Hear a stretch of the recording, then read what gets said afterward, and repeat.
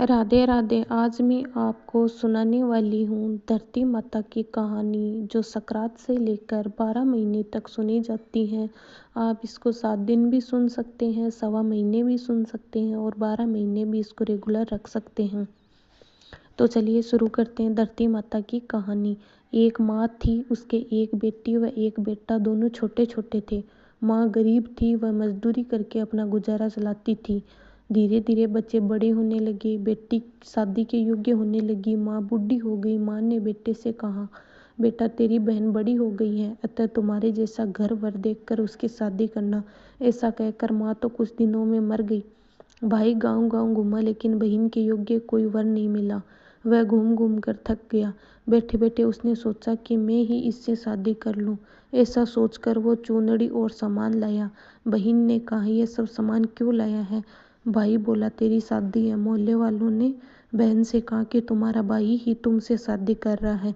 बहन ने भाई से पूछा, मेरी शादी किससे कर रहे हो?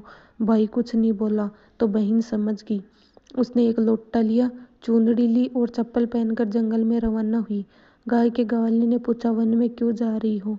वह कुछ नहीं बोली। वन में जाकर धरती माता को पुकारने लगी, माँ तू ही मेरी लाज रखना, नहीं तो अन्याय हो जाएगा। मैं क्या करूं? मुझे अपनी गोद में ले लो, नहीं तो यहाँ पर ही मर जाऊंगी।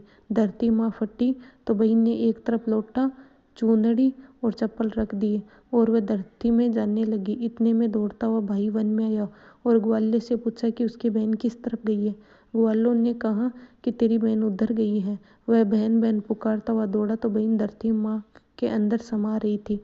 थोड़े बाल बाहर दिख रहे थे। उसने बहन के बाल मुट्ठी में पकड़ और रोने लगा, बहन तू सत्य के लिए धरती माँ की गोद में समा गई। मेरी बुद्धि भ्रष्ट हो गई थी। माँ का वचन निभाने के लिए मेरे जैसा कोई वर नहीं मिला, इसलिए ऐसा विचार है। पर धरती माँ ने सत्य के लिए बेटी को अपने में समा लिया। जो बाल बाहर थे वो दूब बन गए।